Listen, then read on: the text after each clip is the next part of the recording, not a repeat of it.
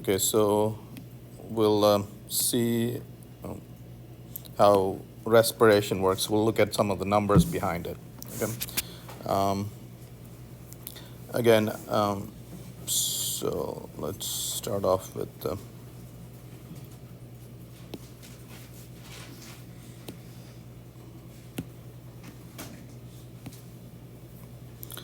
so here's your trachea, which branches into bronchi and stuff like that, and eventually to about 500 million alveoli. Okay. So air goes in here and gets there. Why do you have this structure? Why do you have this elaborate structure? Yep. Because you need diffusion to get the oxygen. Very good. Okay. So the last mile, all exchange happens via diffusion. And diffusion can only happen over small distances. Okay. And so when blood vessels pass near alveoli, oxygen and carbon dioxide exchange over that distance via diffusion. Okay? And diffusion takes time. So what else needs to happen? That blood needs to flow in the capillaries slowly. Okay? It can't zip through. Okay? So what we'll learn, okay, so here's another thing we'll learn.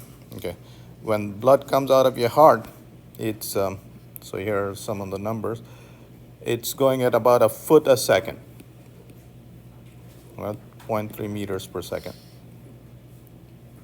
Now, if blood flowed like this in the capillaries at that speed, there's no way diffusion can happen. You wouldn't have enough time to do that. Okay? So you have to slow down this blood. Okay? In fact, in capillaries, the blood is flowing at about 0.0, 0.3 centimeters per second. Okay, so this is 30 centimeters per second. Okay, so this divided by 1,000 is that. You have to slow down the blood by a factor of 1,000 by the time it gets to the capillaries. So how do we do that? Okay, so we'll talk about that.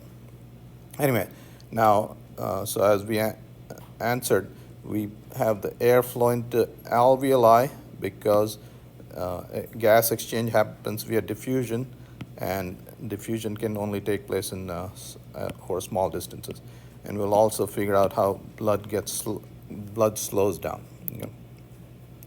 All right, so gas transfer into and out of blood is a primary function of your respiratory system.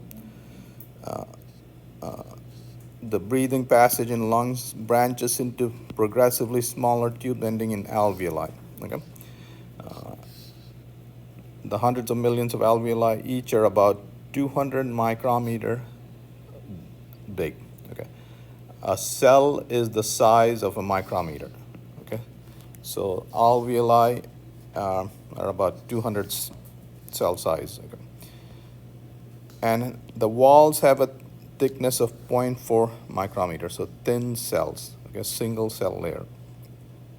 Okay, now so oxygen.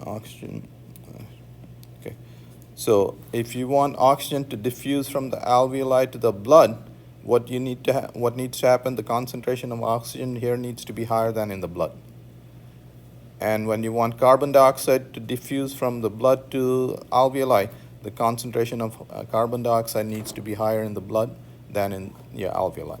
Okay? So that's what needs to happen. And these gas molecules diffuse across this wall and the capillary wall. So they're got to diffuse across two walls. So blood passing through, there's the alveoli, oxygen is coming, diffusing here, carbon dioxide is diffusing over there. Okay? So blood is exchanging gases in the air with the alveoli by diffusion through the capillary and alveolar wall. Okay, So diffusion across the capillary and alveolar wall. So diffusion of gases between air in the lungs and blood proceeds in the direction of high to low concentration. Okay? Diffusion proceeds in that direction. And diffusion is the greatest when the difference in concentration is the greatest. Okay? So if you want a faster diffusion, you have to have a greater concentration difference. Okay? All right, so we'll look at some of the numbers. So the actual rate of exchange is greatly affected by the presence of hemoglobin in the blood. Okay, so oxygen binds to hemoglobin strongly. So what that does is, the effect is the following. So here's an alveoli and here's the blood vessel. The hemoglobin binds to oxygen, and so by binding strongly, what it effectively does is it looks like the oxygen concentration here is lower. So the concentration difference is higher, and it aids the diffusion process. Okay? So hemoglobin has a chemical affinity for oxygen, and its presence allows the blood to carry far more oxygen than it otherwise would. Okay? So if blood didn't have hemoglobin, there wouldn't be as much oxygen diffusing. The rate of exchange also depends on blood's acidity, the presence of carbon dioxide, and temperature. Okay? All these dependencies are cleverly designed to enhance oxygen transfer. So your body is really very optimized. Okay?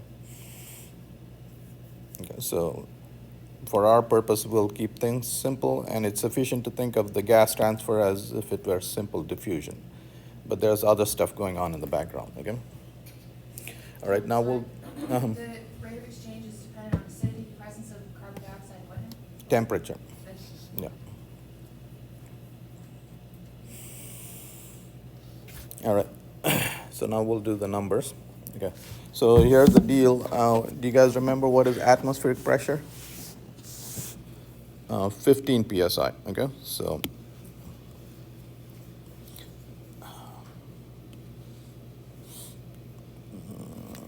I got.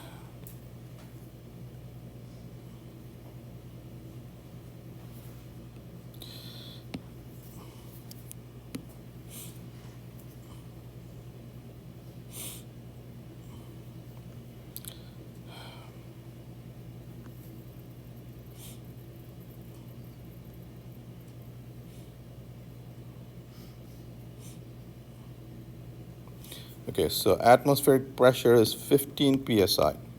What does psi mean? Pounds per square inch. So every square inch, the air molecules are bouncing off the walls and exerting a force of 15 pounds. Okay, that's a lot. Okay.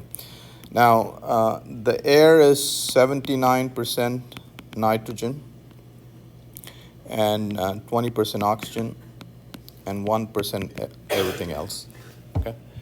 Now, Mr. Dalton tells us that if you have 79% nitrogen, that means 79% of the pressure is coming from nitrogen. 20% of the pressure is coming from oxygen. Okay? So and that's called partial pressure. And so the partial pressure is proxy for concentration. Okay? So what this means is, so what we're saying is the following. Okay? So nitrogen is 80%. 80% of that is 12 psi. So nitrogen exerts 12 psi. What does oxygen exert? 3 psi. Okay? And you can convert this to millimeters of mercury, and in millimeters of mercury, 3 psi is about 150 millimeters of mercury. Okay. So that's the partial pressure, or that's the concentration of oxygen in the atmosphere. Okay? All right, let's look at this now. 20% of the oxygen atmospheric molecules are oxygen. So the partial pressure of oxygen is about 150 millimeters of mercury. Okay. This is expressed as, so partial pressure of oxygen is 150 millimeters of mercury in the atmosphere. So what we're saying is, every square inch in this room, oxygen is exerting a force of 3 pounds per square inch. Okay? Look at this. The partial pressure of oxygen in the lungs is only 105 millimeters of mercury. It's 30% less than in the atmosphere. So what's going on? It turns out when you breathe in air and breathe out, you're only trading in about 14% of the air. Okay? So that stale air is still there, and so your oxygen percentage is depleting, and the steady state value is only that much. Okay? Now, so this is when you're taking quiet, normal breaths. With a deep breath, you can completely, so you can trade off 50 to 100% of the air. So if you take a very slow and deep breath, you could change all the air in the alveoli. Okay. Does anybody remember how much, what percentage of air is replaced in a manatee? 90%. So every time a manatee takes a breath, it replaces 90% of its breaths. So it's got a whole bunch of fresh oxygen. So that's why does it do that? Why does it have the ability to do that? So it can sink or float. So it can remain underwater for 20 minutes if needed. Manatees, you guys remember manatees? What is the body fat percentage of manatees? 7%, very good. And they're vegetarians, so they got to eat all the time. Okay? So everything is optimized. It's amazing. All right. All right, so we are only exchanging 14% of air with each breath. Okay? Air in the lungs has the partial pressure is that for oxygen. In the blood is 40 millimeters of mercury. And so that's fine for our purposes. See, concentration in the alveoli is higher than in the blood. And oxygen moves from alveoli to blood. Okay? So we've given you numbers for oxygen. For carbon dioxide, the numbers are opposite. For carbon dioxide, oxygen goes from alveoli to blood, and carbon dioxide goes from blood to alveoli. Okay, so all the numbers are opposite.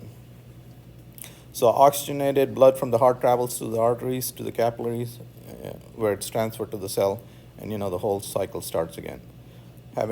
So cells have to have lower concentration of oxygen than what? Than the blood. Okay? So oxygen poor blood travels back to the veins to the lungs, where the process begins again. Okay? All right. Now we'll talk about the process of wetting. We'll talk about capillary effects and so on. Okay. So you need to understand the following.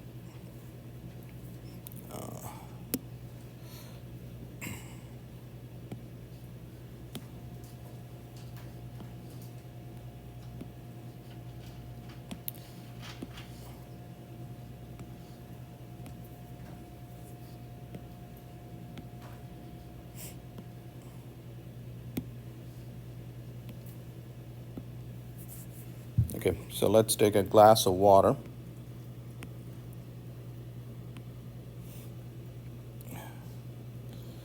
So here are water molecules, and there's a force between water molecules, and the force is fairly strong because of the hydrogen bonding, and this force is called cohesive force. Okay, so the forces between similar molecules is called cohesive forces. Okay. And also the water molecule is attracted to the glass molecules. Okay. This force is called adhesive force.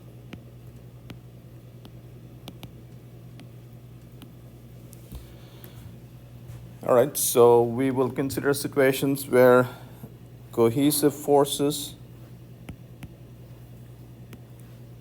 so this will be relevant to us. We will consider cases where cohesive forces are greater than adhesive forces. And the other case, adhesive forces are greater than cohesive forces.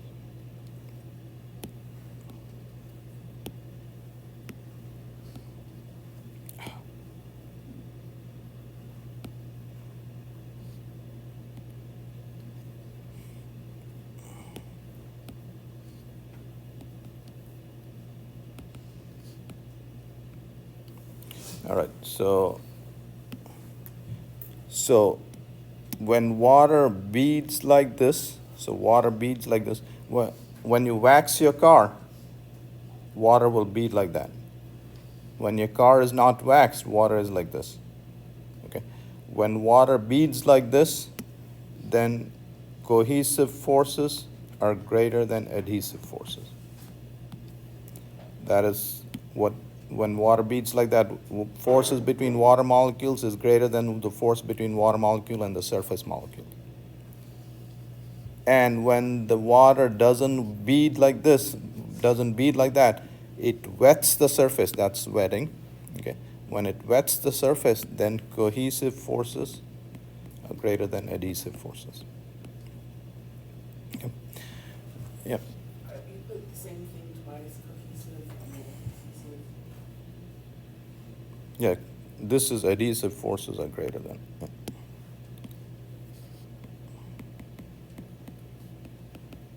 Okay. And what situation is, which situation is which? This is easily measured by this contact angle. When the contact angle is greater than 90 degrees, then cohesive forces are greater than adhesive forces. When the contact angle is an acute angle less than 90 degrees, then adhesive forces are greater than cohesive forces. Okay, what? Sorry, when the contact angle is Less than 90 less degrees. than 90, Yeah. it's, Adhesive forces are greater than cohesive okay, forces. greater than 90 is cohesive, okay. Yeah. So when you add soap and stuff like that, what you're doing is you reduce, soap is a surfactant molecule, you're reducing the force between water molecules by the soap molecule coming in between. You're reducing the cohesive forces, and what you're trying to do is make the adhesive forces greater than cohesive forces, and it'll wet the surface. It'll wash away the surface. Okay? All right, so when, in this case, adhesive forces are greater than cohesive forces. Okay, so that's this case. And this one is opposite. If adhesive forces that pull liquid molecules toward the surface are larger than cohesive forces, then the drop spreads out, and the contact angle is smaller than 90 degrees. Okay, so this is a wettable surface, and this is a non-wettable surface. Okay, so that's the point of waxing your car. And when you're waxing your car, you're reducing the adhesive force. Okay? So wettability is an important parameter in interaction of biological fluids with surfaces, whether it's blood serum interacting with a microscopic slide, or your saliva interacting with your enamel, dental enamel. Okay? So is your saliva wettable? Is the enamel surface wettable? Okay. So again, this is a non-wettable surface, this is a wettable surface. Okay. And it's less wettable, I would say non-wettable, although it's funny because it's in your mouth and you're always wet. So hydrophobic is also sort of a misnomer. Hydrophobic meaning it hates water, but it doesn't hate water. The force is just lesser, okay, than the hydrophilic case. But I guess that's convention. Okay. You guys understand that? So it's only two cases we're considering. Okay, so Keep your teeth from rotting, right? uh, Because if they got wet, they would get, if they stayed wet, they would get soft, and then you would chew and they would rot. yeah, well, so It depends on what's in the saliva in your mouth.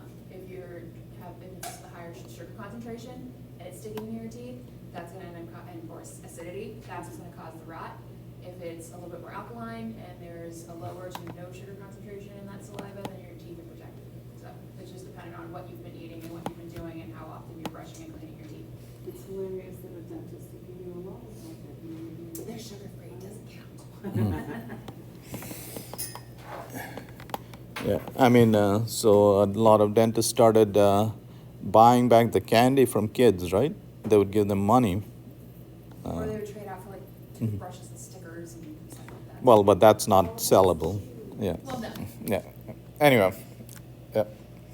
So the point is, I don't know the biochemistry of what's going on. I'm telling you the physics of it: wettability and non-wettability. Okay. So there's only two cases. What is the forces between the liquid molecules, and what is the force between the liquid molecule and the surface it's in contact with? Okay?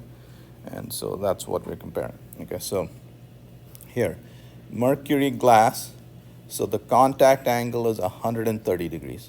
Okay, 130 degrees. If this was a mercury drop, this contact angle would be 130 degrees. Mercury molecules attract each other very strongly. Okay, so adhesive forces are less than cohesive forces. Water on Teflon. Teflon is non-wettable. Okay, and again, cohesive forces are, so that's those dry fit clothing. Okay, they're non-wettable. So water on glass typically is 30 degrees, and water on clean glass. So on clean glass, the glass and water molecules attract much strongly, and it'll spread out very thin. Okay. Contact angles are very sensitive to surface roughness and cleanliness. All but the cleanest surface have trace amounts of other molecules on them. So then the wettability will depend on the presence of these molecules. Water spreads into a thin sheet with a very clean, very smooth glass, which indicates that the adhesive force between water and glass is much stronger. Okay? Is that why on cleaner glass you can see it running really quickly? Yep. Water runs as fast as it does. Yep. All right, so here's what it matters. Okay. So when you put water in a test tube, okay, so because adhesive forces are greater, you get a meniscus like this. The contact angle is less than 90 degrees, and you see this will help us. So the force between a glass, the red molecule is a glass molecule, and this is a water molecule, and here's another water molecule.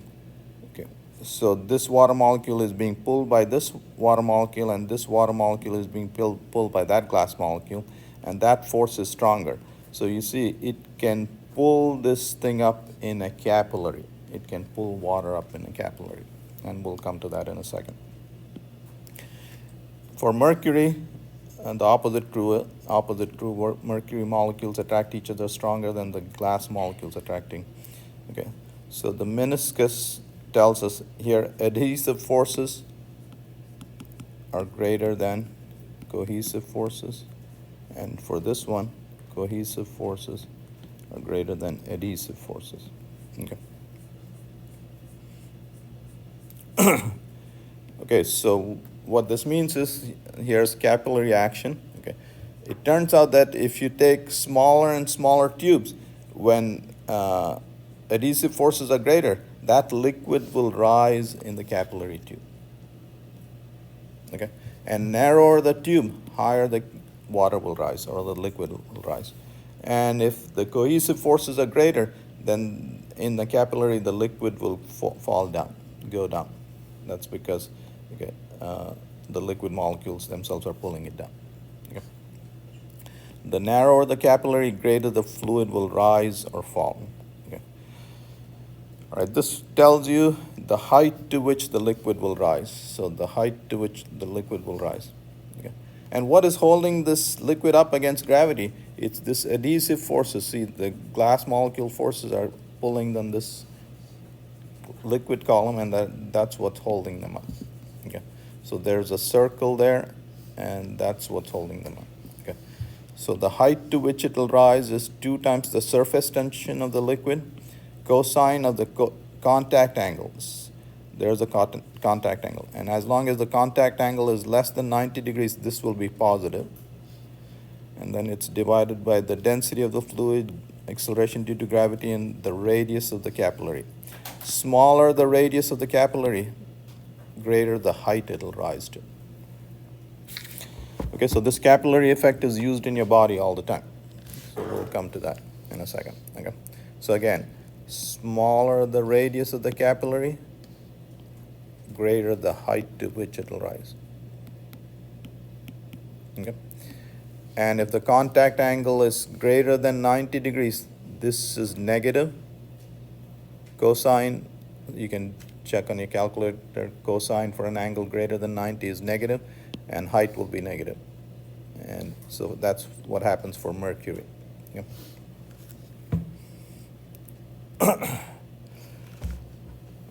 Okay, so when you, I don't know if the new ones still do this, but if you wanted to test your sugar level, if you're diabetic, you pick your fingers, get blood going, and then stick a capillary there. And blood goes in, is pulled into the capillary.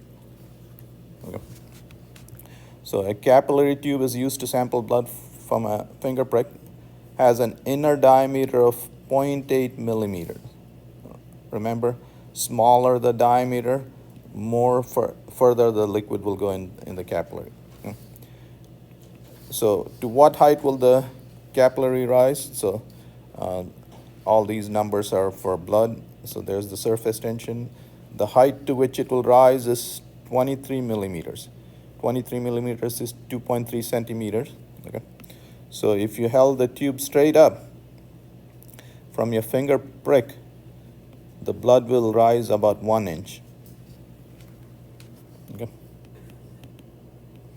Now, what you do is if you have a finger prick and you hold the capillary horizontal, by holding it horizontal, what you're doing is you're making gravity effectively less. You're not working against gravity. And so you can draw blood up to 80 millimeters, which is 3 inches, greater than 3 inches, 3.5 inches. Okay, so with the capillary effect, you can pull blood up to 3 inches in that tube. So by capillary action. Again, how is the capillary action working? The adhesive forces are pulling the liquid up. Yeah. Okay, so here's other places where adhesive forces work. So what is this candle doing? Burning. It's burning what? It's burning wax. All right, once the wax burns, why doesn't the candle flame go away? There's not an unlimited supply of wax in there where it's burning. So this wax has become liquid, and the capillary effect is constantly supplying it with wax. Okay. Wicking, such as movement of water through a paper. So when your paper towel soaks up water, it's got small capillary tubes, and water is rising in those capillary tubes. Okay, so that's how it's absorbing the water. So when somebody advertises, and if it's for real, my paper towel absorbs more water than your paper towel, what are they saying? We have more capillary tubes. There you go. That's what they're saying. All right. So our molten wax through a candle wick is capillary through small diameter pores. Similarly, pores through soil help bring water up from deeper layers to the root zone. Okay, so it's the capillary effect. Here's where you use capillary effect. So these are tear glands. You're constantly producing tear. Okay, you want to clear up the surface, but one of the more important functions is when you have a tear film on your eye, okay, then your eye, there's a nice, smooth optical surface on your eye. And that helps in focusing the light onto your retina. Okay, so your tears provide a nice optical surface. Okay. And what's the problem? You're constantly producing tear. You got to drain it. Okay. So how do you drain it? These are capillaries. So the water is sucked into the capillaries. Okay. And then every time you blink, think of this as a little balloon, a teardropper. Okay. So this thing, after you blink, this compresses and stretches back, and so there's partial vacuum, and that pulls the water, tear in. So drainage happens via capillary effect and suction. Okay. And then the tear is drained into your nostrils. So we use capillary effect.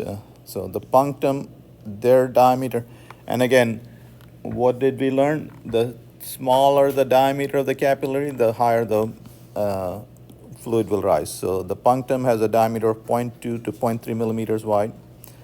Capillary action helps tear enter the puncta, and every time you blink, tear are pumped into the canaliculus. Okay, so it's pumped in there through the punctum. Okay. So every time you blink, you're creating partial vacuum there, which gets the tear sucked in. Okay.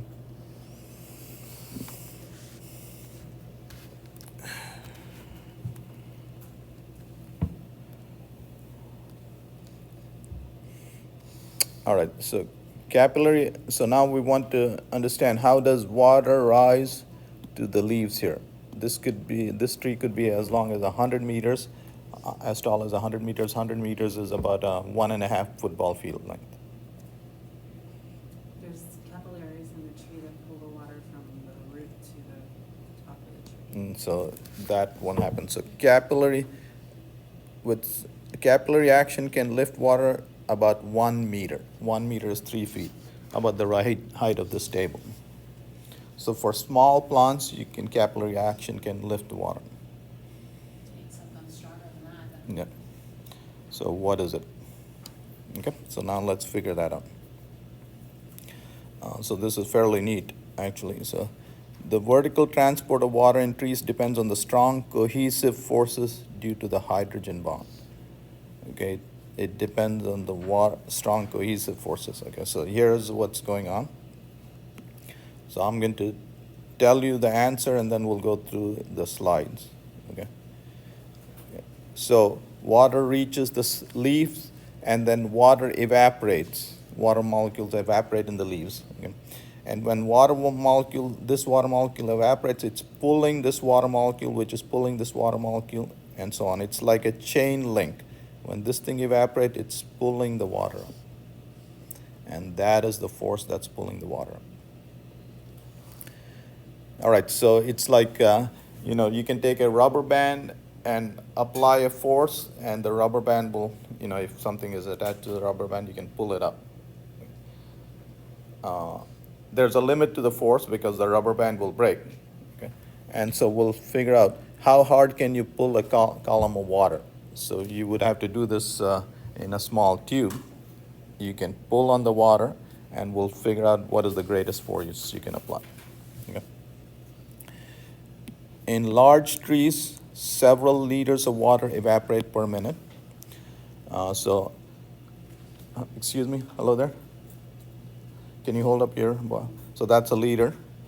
So several of those evaporate per minute in a large tree. Okay. Evaporation takes place through pores called stomata on the underside of the leaves. Water molecules exert attractive forces on each other. Molecules leaving the pores pull and tug on the water molecules that remain in the leaves. Okay, so these guys are pulling on these leaves. Yeah. And so on all the way down to the roots. So all the way down to the roots, you're pulling these water molecules up. As a result, the entire water column is under tension. Okay. Just as pulling one end of the rope places the entire rope in tension. The stress of a 100-meter tall tree is easily calculated. Stress is how much force you're applying, the tension divided by the area of cross section. There's the stress, tension divided by the area of cross section. The tensile stress needed to support a 100-meter long column of water is 10 atmospheres, 1 megapascal. Okay, so the stress needed to support this water column 100-meter tall is 1 megapascals. Okay. 10 to the 5 pascals is 1 atmospheres.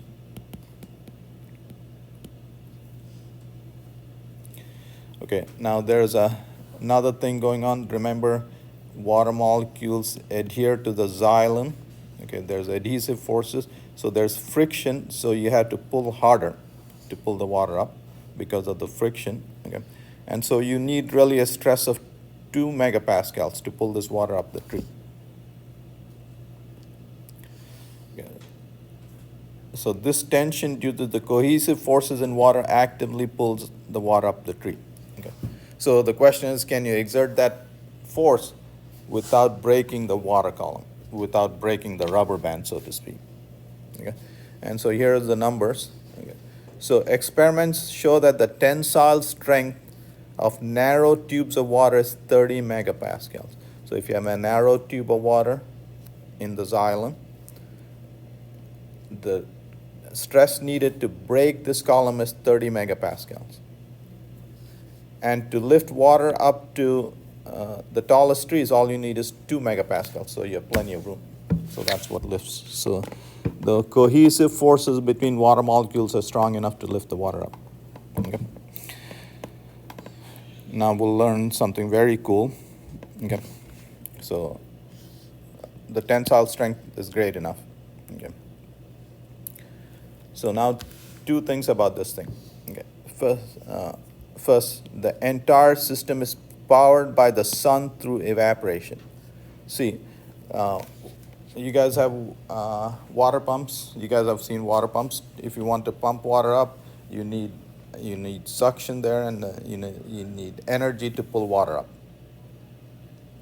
The plant is not spending any energy. See, it's the sun's energy that is being used. The sun's energy evaporates this water, and that energy is what's pulling this up. Okay. So first, the entire system is powered by the sun through evaporation and requires no expenditure of metabolic energy. Okay. Second, so a tree is pumping water up to 100 meters and spending 0 metabolic energy. Okay. Second, bubbles are an enemy pulling a liquid under tension. Okay. So if you have any bubbles forming here, it's like cutting this water column, and everything will stop. Okay, so the xylem is very thin. The thinner the tube, the harder the bubbles, harder it is for the bubbles to form. So there is a built-in safety with that. Okay, so that's why xylem are very thin, okay, besides the capillary effect. But here's the problem, okay, so here's the water column. When it freezes, after a freeze and a thaw, then you can have bubbles forming. So every winter, when you come to spring, after the water is thawed, well, you cut this water column. That water column is no good anymore. You can't raise the water up. What do? Make new ones. All right? So that's what the trees do. Okay. A bubble, cavity, or embolism breaks the water column and stops the flow just as effectively as cutting a rope. Okay. The narrow diameter of the xylem vessel may be an evolutionary response to this danger because bubbles don't readily form in narrow tubes that have hydrophilic walls. But freezing is another story. Freeze-thaw cycles tend to introduce bubbles that prevent the xylem from reactivating in the spring. So trees in climates with cold winters grow a new set of xylems. You can't use the old one, you just grow a new set. and so the new sets are grown in the outer layers, and that's what the rings of the trees are. Okay? A new set of xylem vessels which each spring just under the bark. These become the growth rings that you see across the end of a log. Okay? So very neat. Okay, now we'll study fluids in motion. Okay. What do you see here? Yeah, so smoke rising. So what's happening? Why is it rising? Okay. So let's review something. Here's a glass of water. Here's a piece of wood. What will happen to this piece of wood? It should flow. So it'll rise up to the surface and then float there. Why does it rise up? I'm sorry? I'm sorry? Air No, pockets in the wood. no. Okay, so for anything to rise, okay, so whenever you immerse a object in a fluid, there's a buoyant force. And the buoyant force is equal to the weight of the displaced fluid. Mr. Archimedes told us this. And it'll rise if the buoyant force is greater than the weight of the object. Okay? And the buoyant force will be greater than the weight of the object as long as the density of the object is less than the density of the fluid surrounding it. If the density of something is less than the density of the surrounding fluid, it'll rise. Okay? So let's say you somehow figure out a way to heat just this packet of air. When you heat air, it expands. Its density becomes less than the density of the surrounding air. And that's what the incense stick is doing. See, it's heating this packet of air. This expands, its density becomes less than the surrounding air, and the buoyant force is greater, and it'll rise. And it is accelerating. Okay? That's what happens in a hot air balloon. What are you doing in a hot air balloon? You're heating the air inside the balloon. Its density becomes less than the surrounding air density, and you can rise. Okay? All right, it's speeding up. So, and as it's getting faster and faster, you see, this is laminar flow, meaning if these molecules are neighbors, they'll remain neighbors. This is laminar flow. But after a critical speed, after it gains enough speed, then the flow becomes turbulent. Okay, so above a certain critical speed, flow becomes turbulent. If the speed is greater than a critical speed, then flow becomes turbulent. Well, why are we talking about this? Because if blood flow in your blood vessels become turbulent, that means you have a problem. Okay? And every time a doctor uses a stethoscope, that's what they're listening for. They're listening for turbulence. Okay? All right, so we'll be talking about steady flow and stuff like that. The rising and accelerating smoke shown begins as laminar flow. So this is laminar flow. See, this is laminar flow. Two molecules being neighbors. Okay, actually, so the wind is blowing this way. This is in a wind tunnel. Wind is blowing this way. So these two are neighbors. And see, there's no air mixing.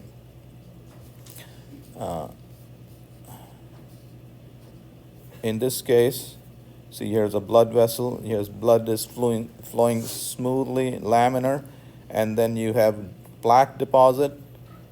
Blood flow becomes faster. We'll see why it becomes faster, and it's become turbulent. So when you hear turbulence, you know there's problem. This problem is causing that. Okay, you can't see this, but you can hear this, and so that's what the stethoscope is doing. Okay. So anytime you hear turbulence in your blood flow, that means there's some problem. Okay. All right. So our model of fluids can be applied to laminar flow. So all the equations apply to laminar flow, not to turbulence. Turbulence is hard to understand. Okay.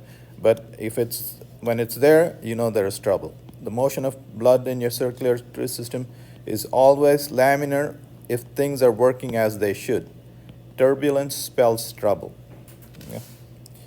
Turbulence in blood vessels make a very particular sound in a stethoscope, which allows a physician listening to your heart and lungs to detect potential serious problems in a routine physical exam. Okay? So you're listening to turbulence. Okay, now let's figure things out. So the equation of continuity, what this says is, so let's say you have a tube like this whose radius is changing. Okay, now let's say if 2 gallons a minute are flowing in, and 2 gallons a minute of liquid or blood or whatever is flowing in, how many gallons a minute are flowing out? If 2 gallons a minute are flowing in, 2 gallons a minute are flowing out, because if there's no leaks.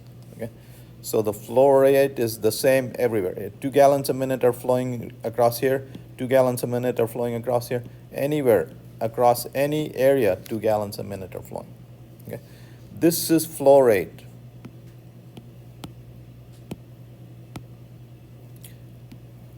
The speed of the fluid at any location times the area of cross section is the flow rate.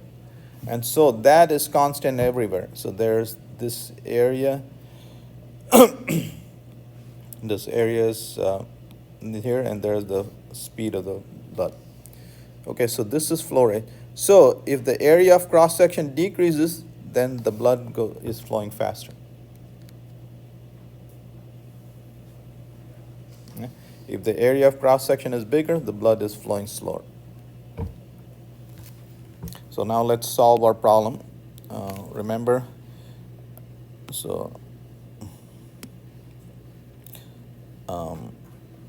here is your heart, and when blood comes out of the heart, it's flowing at roughly about, I'm just putting numbers, rough numbers, 30 centimeters a second. If the blood flew by at that speed next to your cells, there would not be enough time for diffusion. You couldn't exchange nutrients, you couldn't exchange gases with the cells or nothing. You got to slow down this blood. In the capillaries, the blood is flowing at about 0.03 centimeters per second. 10, 100, okay. And so this is about 1,000 times 10. This is 10,000 times slower, actually. How do you slow this blood down? We just learned this. Make the pathway smaller. No. So here is a blood vessel. Okay. So V1A1 equal to V2A2. You want to make blood flow smaller, you have to increase the area. So you have to increase the area by a factor of 10,000. And that's what the capillaries are about. So this blood vessel gets broken into smaller and smaller, and all these capillaries, the area of all these capillaries is 10,000 times greater than this area. Just clarify. Mhm. Okay, so the actual diameter of the blood vessels are getting smaller, but the surface area is getting larger? No, the area of cross section is getting larger. So, okay, Oh, so it's covering more space. yeah, it's covering more. Okay. Okay, did you guys understand that? Okay, so let's do a simple example. Now we branch it into equal thickness pipes. This area is equal to, well, okay. So if this area is equal to this area is equal to this area, by branching, now you have twice the area. The speed of the fluid will be half as much. Okay? So anyway, so the way your body slows down something is by increasing the area of cross section. Okay? And why did you have to do that? So you could slow down the blood to be able to exchange stuff. Okay, so even though the blood vessels themselves are getting narrower, they're covering more space. More area of cross section, yeah. Yeah. Yeah. And then there was another purpose. So you slowed down the blood, and also In capillaries, does anybody remember in capillaries how are the blood vessels, how are the, so everything in your body is optimized.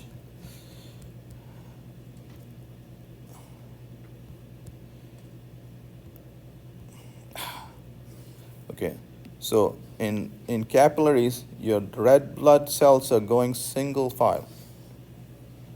Anybody remember why that is? So they don't get backed up and your So- blood vessels don't expand and. When they're going single file, the pressure, the friction is less, and the pressure difference you have to maintain is less. You don't have to work as hard to push the blood through. Okay. All right, so this continuity equation tells you how to slow down a fluid. Okay, you just increase the area of cross section. Yeah.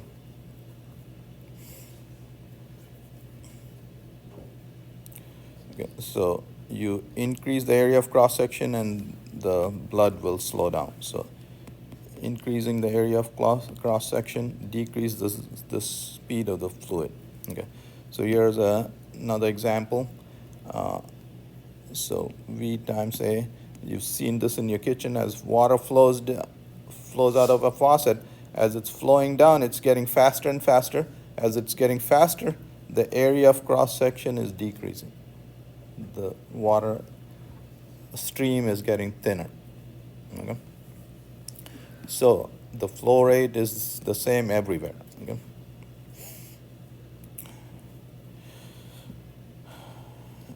All right, so I'll just, this is just using the continuity equation. And so all this is showing you is the following. What it's showing you is it's using this fact, V times A is constant. And I'm not going to go through the details. So here's the trachea, the speed of air coming. So they give you all this. So you breathe 12 times a minute. You breathe in total of 8 liters of air. The breathing cycle is not symmetrical. 40% of the time is spent inhalation and 60% exhalation. Okay. What this problem is about is it's calculating the diameter of the bronchi. Okay. So air has the same speed here and there. Okay. So this area plus this area is equal to this area. Okay, so that's what that means. And using that fact, you can calculate the area of the bronchi given the area of the trachea. Okay, so that's the problem. And the bronchial diameter will be twice or 1.3 centimeters. So there is the bronchial diameter. Okay, so that's what the problem is. Okay, again, the speed here is the same as the speed there. So these two areas, speed in the trachea, area of the trachea, equal to speed in the bronchi, area of the bronchi. This speed is equal to that, and area of the trachea is twice the area of the bronchi. Okay. Anyway, so simple problem. All right, streamlines. These are streamlines. Okay. So this is laminar flow. So here smoke is being used. Visualize the airflow around a car in a wind tunnel. Now here's something important that you need to understand. Okay. So we're looking at fluid flowing. Okay. So this tube is getting narrower, and so in your blood vessels, if you have plaque deposit, the tube will get narrower. Okay. So if the flow rate has to be constant, so as the tube is getting narrower, the flow is getting faster. Fluid is flowing faster. Okay. Now it turns out that so if the fluid is getting faster, it's accelerating. If something accelerates, you need to apply a force to the liquid to make it accelerate. So the pressure here must be higher than here. Okay, and Mr. Bernoulli figured this out. And what Mr. Bernoulli is saying is, this is the pressure at any location times this. This is the kinetic energy of the fluid per unit volume. That's the speed of the liquid. That's the density of the fluid. Okay. So what Mr. Bernoulli figured out was the sum of these two terms is constant. It's the same everywhere. So what we want to understand is if the liquid is flowing faster, that means the pressure at that location is lower. So that's what you want to remember. Okay. The faster a fluid is flowing, the lower the pressure in the liquid at that point. The faster a fluid is moving at a point in a streamline, the lower the pressure. Okay, so that's how planes fly, for instance. A plane's wing is shaped like that. Okay, this is an airfoil, and as the plane flies this way, air moves over the wing like that. Okay, this air is moving faster because it's got to cover a greater distance than this air. If this fluid is flowing faster, the pressure there is lower. So the pressure here is lower, pressure here is higher. And the lift is pressure, high pressure minus low pressure times the area of the wing. So for instance, if you had a flat wing like this, you couldn't fly, because this airspeed would be the same both above the wing and below the wing. Okay? So this shape is deliberate to make airflow faster over there. Okay? So faster a fluid is moving, lower the pressure. Okay? So how does that work for us? Okay? So here's a prairie dog that uses this fact. So you see, if you have a bump like that, this air flowing, just like the airplane wing, has to flow faster here, and the pressure here would be lower. So here's how prairie dogs get air conditioning. What they do is they have two mounds. This mound is higher and sharper. Okay. Now, it turns out that the higher you are, the wind is blowing faster. But this mound is sharper. This air flows faster. The pressure here is lower. Okay. They make this mound so that rainwater doesn't flow in. But this mound is gentler. Okay. So the air doesn't flow as fast, and the pressure here is high. Okay. This higher pressure is blowing air constantly through the holes. Free air conditioning. Okay. So all biological systems know their physics. Okay. All right. We'll apply this to atherosclerosis. Okay. So you get plaque deposit.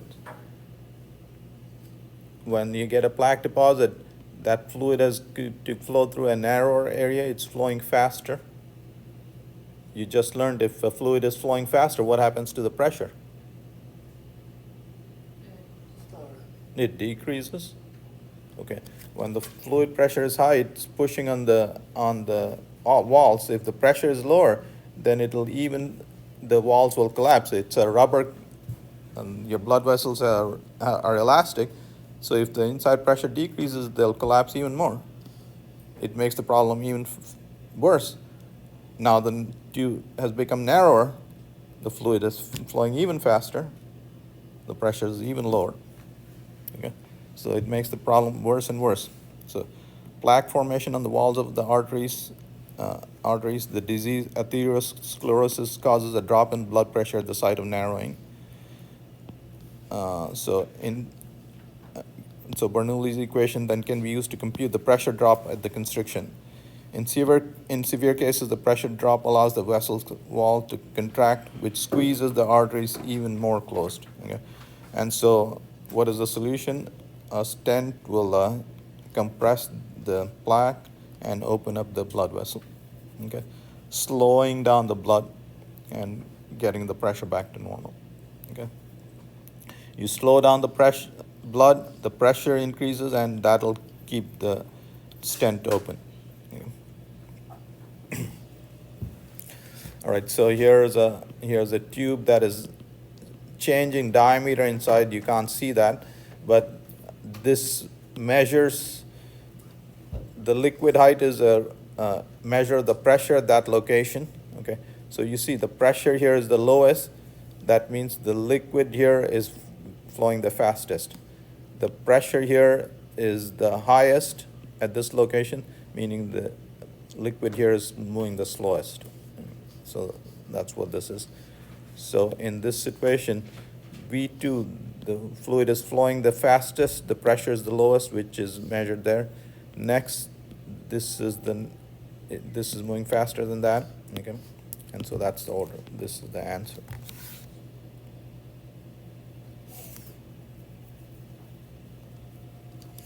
So, well, let's talk about aortic stenosis. Okay, so your heart has 4 chambers. Each chamber is like a pump. When this compresses, so this is blood coming back, venous blood coming back from the body that gets sent to the right ventricle. When this compresses, the blood is sent to the lungs for oxygenation, and then it comes back to the left atrium from the lungs, oxygenated blood. This pumps that into the ventricle. The ventricle is a bigger pump, and that'll pump the blood to your body, oxygenated blood to your body. So your heart is a series of pumps. So there's a valve here, the aortic valve, and this is how the valve looks like. Okay.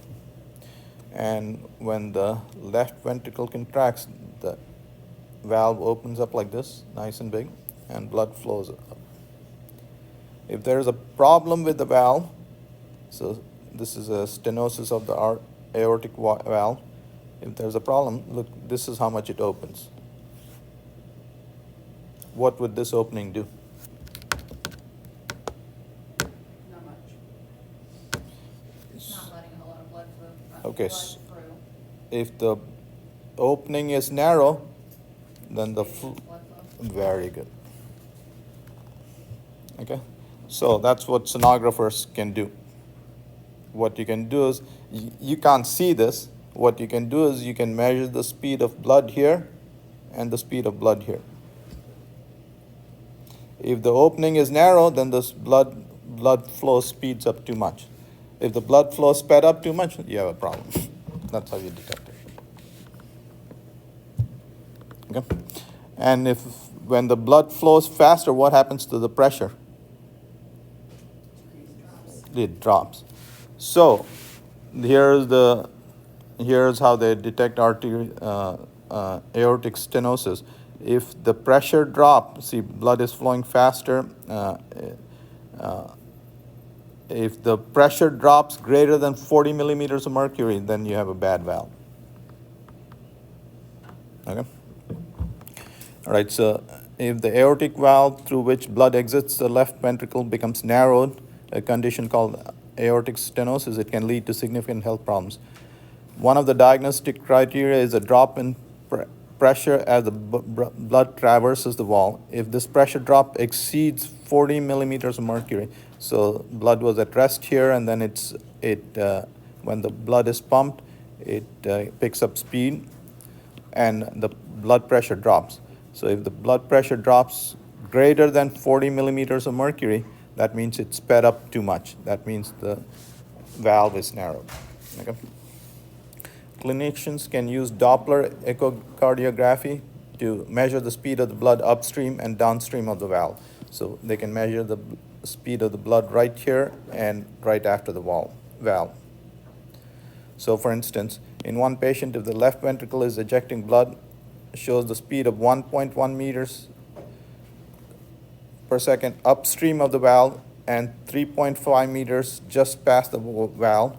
So just before it's going into the valve, it's 1.1 meters a second, and right after the valve, it's 3.5 meters a second. Okay, so it's sped up from there to there.